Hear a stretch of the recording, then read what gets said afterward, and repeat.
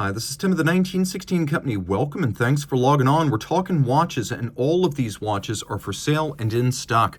Reach out to Team Mosso at the1916company.com for purchase and pricing and availability details. And it's not too late for the holidays, guys. We can overnight these watches anywhere in the world. So let's start off with a piece that should have universal appeal anywhere you are in the world.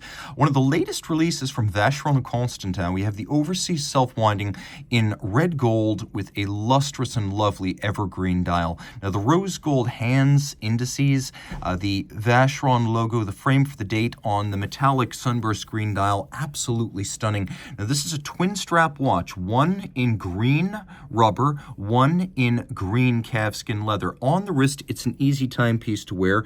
You can see the fit in a case that's truthfully more of a tonneau than a round case profile. It's excellent on my 16 centimeter circumference wrist, and it's even relatively easy to fit underneath the cuff. 41 millimeters in diameter. It's surprisingly resilient for a horlogerie piece, as it is 150 meters water resistant with a screw down crown, and has a soft iron ring around the movement that provides it with 25,000 ampere per meter of anti-magnetic protection. Now we'll turn the light off real quick so you can see that it's green by day, blue by night, fully loomed, absolutely no lack of legibility in the dark.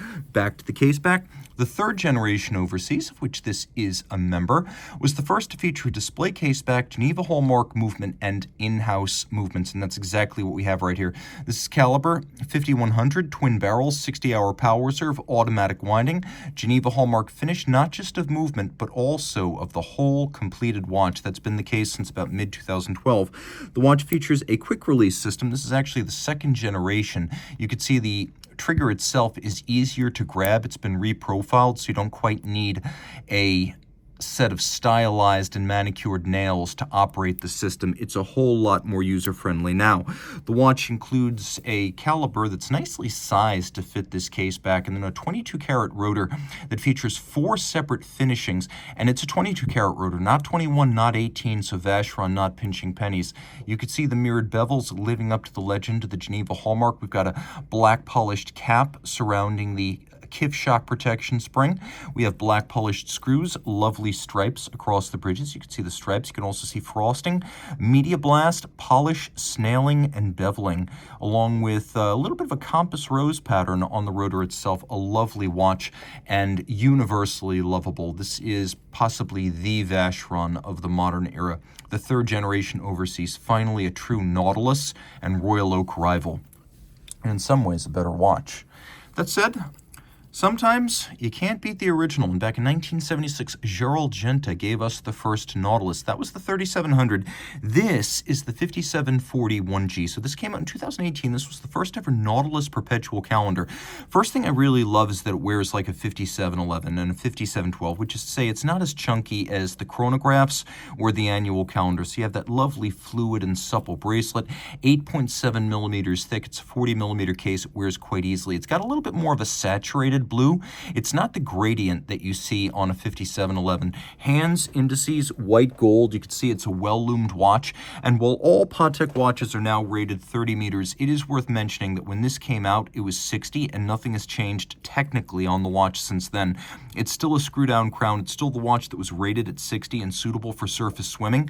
So don't let that 30-meter rating on the website today fool you. This is still very much a swimmable watch. Now, we've got a little bit of an upgrade to previous Nautilus clasps. It's twin trigger, it's double folding, turn it all over. You can see caliber 240 as ever, the more premium of the Patek automatic families, the micro rotor making for a much thinner case, but then also allowing you to have a big open unobstructed case back vista, as there's no winding bridge or rotor to block you. Now these were rated as accurate to -3 plus 2 seconds when they first came out. Again, no changes have been made to the watches, but Patek now says these are accurate to no worse than -1 plus 2 seconds per day. So this is an accurate watch with precision over 24 hours or even a full century, as this perpetual calendar will not need to be reset until the year 2100, and the moon phase has an adjustment interval of once every 122 years. On the wrist, it wears really nicely. It is more compact than the Vacheron you just saw. It's shorter across the wrist. It's thinner. It's heavy because it's got a full bracelet, but it's a fluid, comfortable, and flush fit. You can really see how it's inboard of the edge of my wrists. So even if your wrist is 14 centimeters, you're going to find this wears well. I've even seen ladies pull this off, so it can work. That said, if you want a more classical ladies fit, though not from a ladies watch, something like the late 1980s, Jaeger-LeCoultre Odysseus is ideal. The Odysseus line was a series of timepieces that came out in the late 1980s, and while they do have a quality that is very much of the era, they also have one feature that I really haven't seen too many places elsewhere, and that is co-molded gold. So if you look very carefully, you can see this is primarily a 35.5 millimeter yellow gold watch, but look at the center of the links. That's actually rose gold, and then look at the gilding. The gadroons that frame the dial, that's also rose gold. And believe it or not, the Odysseus got even crazier than this. There was one version that was tantalum with rose gold accents. The dial is a lovely and lush lacquer. You can see it has a wonderful cream fade. We'll do a quick loom shot just so you can see what's what here. Now, the timepiece is a perpetual calendar, and it does use the IWC Kurt Klaus perpetual calendar system, which is to say that you want to make sure that the system, which is unidirectional setting, is on the correct year, because this watch, if you look very closely, is set to 2024, and the watch is based on a Jaeger-LeCoultre 889 tractor movement, and then IWC and Jaeger-LeCoultre were part of the same corporate family at this point, so they were both using the 889 base and the Kurt Klaus system. Now, what's interesting here is that this is one of the only JLC watches to use the Kurt Klaus system with a quick-set crown. Almost all of the others used a little push or adjuster dimple to prevent you from accidentally changing the calendar when you're setting the time or winding the watch. Most people prefer the quick set, especially if you leave the watch for a while and the date falls behind by more than a handful of days. It's a lot easier to just use the crown, and that's a huge advantage of these watches. Now we're going to pop this open, take a look at the interior of the clasp. For the watch on the wrist, it's a good looking piece. Because of the integrated end links of the bracelet, it has the appearance of a much larger watch, though rest assured you can wear this on a wrist as small as 13.5 centimeters circumference. It is very flat, it's very comfortable, it wears very nicely. The bracelet is incredibly intact. There's no ropiness or excessive play, and as you can see from the well-defined curves and flares of the watch, it has not been excessively or unprofessionally refinished. Taking a quick look at the back, there's not a whole lot to see other than that JLC case backs used to be quite different than they are today. So taking a quick look, you can see that this is an absolutely awesome watch. A watch that's got everything to offer, including universal sizing, and it is, I guess, what you would call new vintage, being a piece of the 80s and early 90s. Okay, now let's take a look at a watch that represents a fascinating middle period for the FP Journe Resonance chronometer. So this is the CHRONOMÈTRE Résonance. It is the third generation watch, the so-called parking meter that came out in 2010 and which was made until 2019 when it was supplanted by the one-year symmetrical dial model. So what we have right here, two separate movements in one case.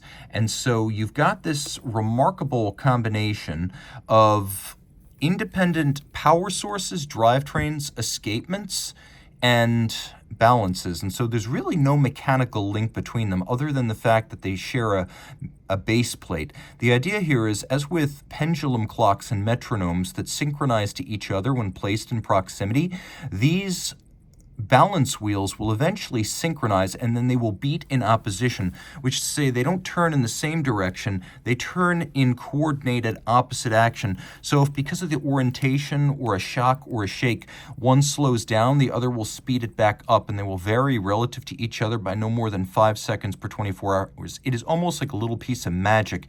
Now you can see this is one of the very earliest examples of the third generation resonance chronometer because it has the French-made Eleanor case, and Eleanor case production stopped in 2008, so only a handful were still remaining in stock, meaning that the build-out of the remaining inventory took place almost immediately over 2009, 2010, 2011, 2012, and so to get a Eleanor case on the parking meter watch is a little bit unusual and highly desirable. You can see the French double eagle hallmark and the Eleanor maker's mark, which is why you have both Swiss and French hallmarks on this Swiss-made watch. Those are the French hallmarks. That's the Swiss hallmark right there.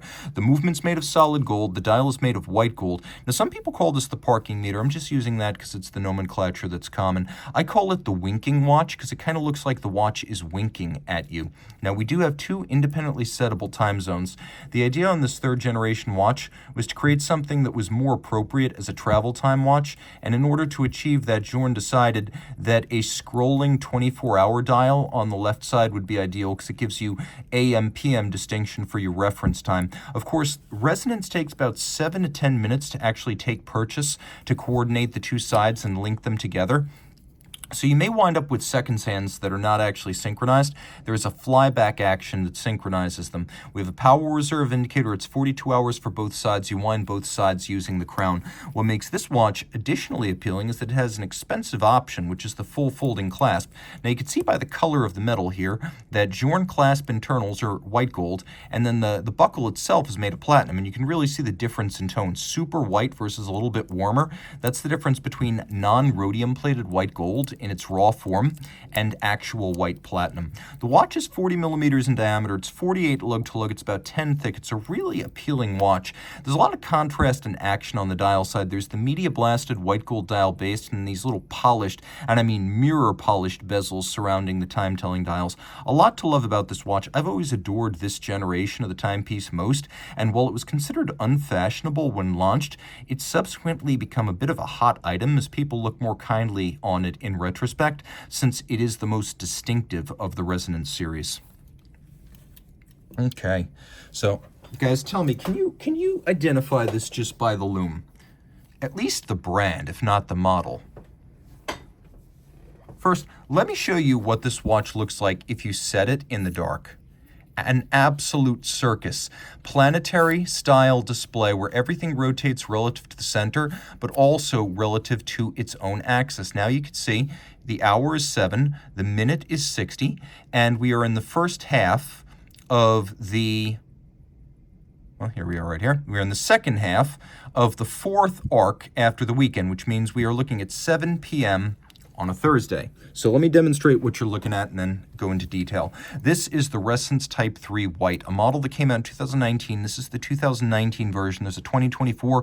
This is the 2019 40. 4 millimeters in diameter. It's about 16.5 thick. Well, technically a titanium watch. You can see the case is actually mostly sapphire, meaning it is incredibly scratch resistant, and it wears effectively like a lugless watch. Ergonomically, Ressence watches are exceptional. Think of it a little bit like a wire lug Rodimir, a big watch that wears compact.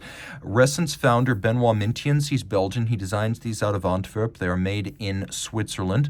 And he wanted a watch that was friendly, approachable, and unpretentious. And so the hand was chosen as sort of the friendly outreach symbol of the Ressence brand. Now, there's a lot going on here. You've got this little runner, which is an operation indicator, not a seconds dial, since it makes one circuit every 3 minutes. We've got a little thermometer because this watch dial is full of 37.5 milliliters of oil.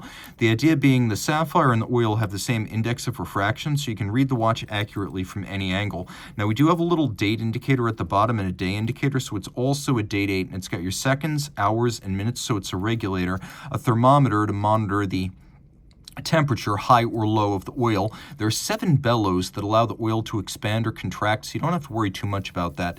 ETA 2824 base, you can see that there is an automatic winding rotor on the back. In this instance, the 2824 has a 36-hour power reserve because it is driving the Ressence orbital convex system. And keep in mind that the base movement has 25 joules, but the combined number of joules is over 40. So there is this huge manufacturer movement atop the base movement. And because it's sealed and self-lubricating with oil internally. It never needs to be serviced. So when this goes in for service, it's just a 2824 service. Now, it also has a magnetic clutch coupling the movement and the orbital convex module so that the oil can never seep through. Obviously, a watch that starts with fluid inside, that's usually what watchmakers seek to avoid, but the fluid can never penetrate the canister that holds the movement proper. A really cool watch. And let me explain the days. So you have these 7 semicircles, 2 of which are encased in orange. Those are the weekends. This moves in a clockwise direction. So it moves in a clockwise direction. To turn the time back just a little bit here, you could see that we've got 7 o'clock, that's the hour, dead on at 60 minutes. And then we have this hand, which is in the second half of the 4th arc, so you know you're looking in to the evening of Thursday. That's how you read that. So we are looking at 7 p.m. on Thursday, the 11th. That's how that works. Really cool. Now, also quite cool because it's one of the best examples of a green dial in the midst of the era of the green dial. Patek Philippe 5930p, the platinum one that came out in 2021. So 39.5 millimeters in platinum. It's a weighty watch. You can see you've got the top Vesselton diamond between the lugs, reminding you this is a platinum Patek Philippe. You've got a lovely guilloche green emerald tone dial, and the watch is actually a flyback chrono, so take a look at this. You can reset and restart without stopping, which is useful if you're timing events that occur in rapid succession. And if you want to make some changes to the time, what you do is you pull the crown out and you set, and you can see how the hands move clockwise in the 24-hour reference ring for the city zones. That moves in a counterclockwise direction. So let's say where I am in the Azores, it is 1 a.m., and we know it's 1 a.m. because you're looking at 1, and this is in a 24-hour format, so that means 1 a.m. Also, the semicircle that's dark blue means night. The one that's silver means day. So let's say I want to go from the Azores to Karachi. Well, I'm going to do that right now. See how it changes everything automatically? It does all the math. Now I'm going to go to Tokyo. Watch the hours, watch the cities. So you put your reference city up at 12. Your reference city is always the one that's right side up, and it does all the math for you. So I can see right now, make this really simple, we'll just set the hand to dead center. It is 6 p.m. in Los Angeles and 6 a.m. in Dubai. You can see it's 1 in the afternoon in Noumea and 1 in the morning in the Azores. See how I've preserved that even as I've changed my reference city? It's still 1 a.m. in the Azores, and that's how that works. This is the Louis Cotier World Time System with the adjustment mechanism co-developed with Patek Philippe to make this easily resettable. Now, flipping everything over, you can see that the movement's large-sized. It's a 28-520. It's a column wheel, vertical clutch, automatic winding, 55-hour power reserve, 6-position adjusted, free-sprung, anti-magnetic silicon hairspring, chronograph caliber. Now, the column wheel is a little bit of a weird one since you could see it, and it's not like a conventional column wheel, though it's crisp like one. It's almost like a flattened column wheel that works sort of like a hybrid of a cam and a column wheel, but its circular operation and strong detents lead me to describe it as a column wheel. Of course, the watch does feature a rather large case size and broad sprawling lugs. I think they're about 48.1 across the wrist, so you can see this on my wrist. It's a large watch. It's not too big, though. I think 15 centimeters circumference and up, you can really wear that well.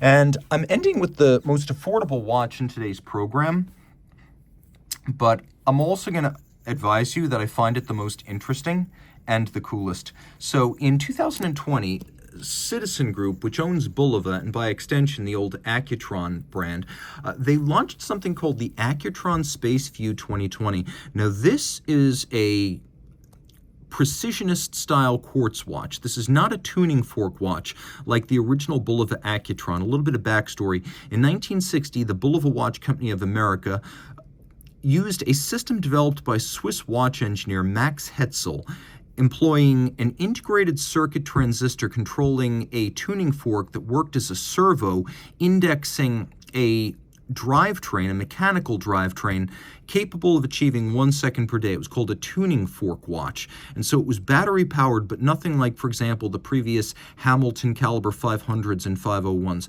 Those didn't work well. Accutron was an unqualified success. So the watches were initially launched with a display-only model used for promotions that had the dial removed so you could see the circuitry, you could see the underlying mechanism, and you could appreciate the architecture of the tuning fork and its coils. And people wanted to buy the display model, the promotional model that was not for sale and designed for exhibition and explanation only. So Bulova, being American, they're practical folks, they decided to create a version of that watch you could buy, and it was called the Spaceview. So it had white-colored hands, unless you're talking about the Swiss version, and a little chaptering outboard for reading the time, but it had no conventional dial. This watch is in that tradition, but it uses a world's first electrostatic generators and an electrostatic motor. So right here you have the two generators. There are also two motors. One steps the hour and minute hand, one drives the seconds hand. So approximately walking 1 mile or taking 6,000 steps will give you 1 day of power reserve. And then if you put it down, within 5 minutes, the seconds hand will stop.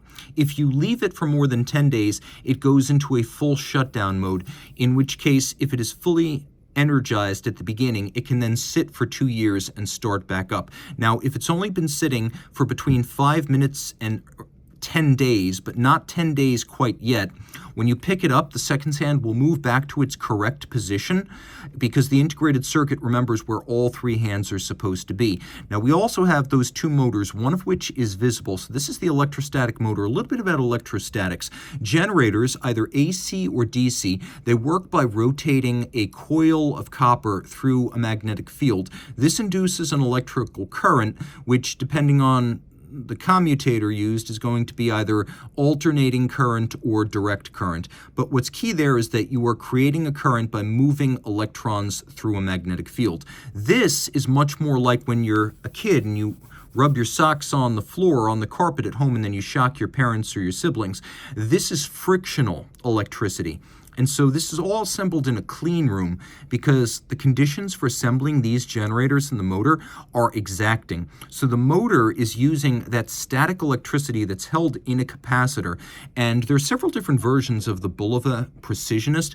This is the one that's accurate to 5 seconds a month. Remember, quartz is typically accurate to about 15 seconds a month, so this is better than that by a far cry. Now, this is not technically a Bulova because Accutron is now its own standalone model name under Citizen, and this watch is engineered and built in Japan to the highest quality. Of course, the tuning fork symbol is still present because it's iconic of the Accutron name, but far more relevant is this turbine-like profile on the caseback that really hints as to how this watch operates. Now, the other thing that's worth mentioning is that the watch is 43.5 millimeters in steel, but it has a generous plexi-like bubble sapphire, and it's only about 50.5 millimeters across the wrist, so I can wear this. It is thick at a little over 16.5 millimeters, but it doesn't wear terribly broad, and I really dig this. I think technically it's interesting, it's innovative, it looks great, it fits well, and it's got absolutely blazing lume. Now, you might wonder if this is like spring drive, and I'm just going to be clear, it's not. This is a very high frequency pulsation system, so the seconds hand is starting at stopping, but it's at such a rapid rate in such small increments that it does appear as though it's smoothly sweeping. Taking a look in the dark, that's about as good as it gets. I can't ask for a whole lot more. So, a watch that we're going to sell for about $2,500 upstages the Patek Nautilus Perpetual Calendar and the Journe Resonance. I always end with my favorite watch, or the watch I think is most impressive, and it's this little guy. Remember, all these watches are in stock. Reach out to Team Mosso at the 1916company.com for pricing. We can ship overnight to anywhere in the world. Time out.